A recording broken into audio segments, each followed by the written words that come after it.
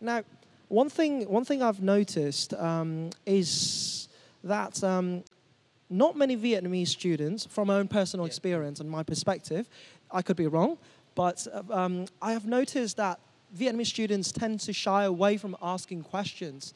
Why do you think this is the case, and how can we sort of tackle this issue? It's not only the issue of Vietnamese students only. In the mass survey over North America and in Europe, we can see that since the very early ages, from 3 to 6, people make a lot of questions. Everyone make a lot of questions. But then, when we get into secondary school and when we study high school, from the age of 10 up to 18, the number of questions we make every day decline dramatically.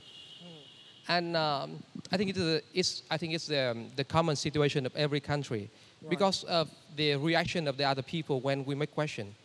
Our questions are not being asked to get the answer.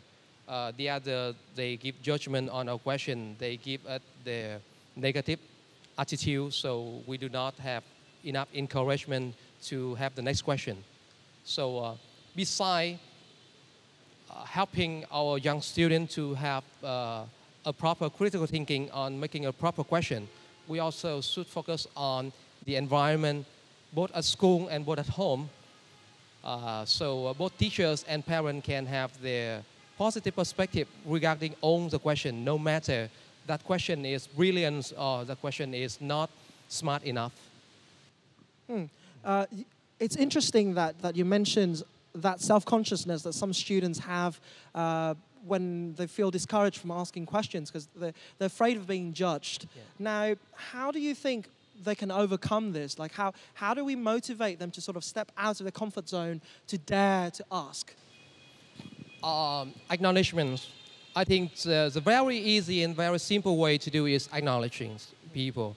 We do not need to say that you have a brilliant question, but we just need to acknowledge that you make the question. Acknowledgement is not a kind of appraise, or is not a kind of, okay, I take a checklist that you make a question today. Acknowledge it as, okay, you make a question, and I know that you make the question. I mean, no question is stupid if you're willing to learn, right? I acknowledge that you are paying your attention on that area. Absolutely. And also you mentioned critical thinking as well. Now, critical thinking is a very, very vital area that many people have sort of tried to focus on nowadays in not just Vietnam, but around the world. How do we boost critical thinking? How do we enrich critical thinking? And how do we sort of create like a healthy sort of critical thinking and debate culture in Vietnam? Yeah. The very good signal in the recent years that we can see the debate activities emerging not in the school but also on the national television channels. But also we should pay attention on the research also. Critical thinking should not be taught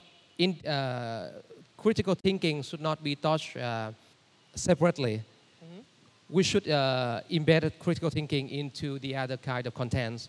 For example, during every math, science, and literature or other activities.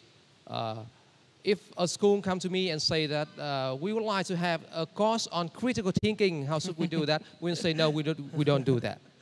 We just, the only thing we can have is we can help you to embed critical thinking into the normal activities.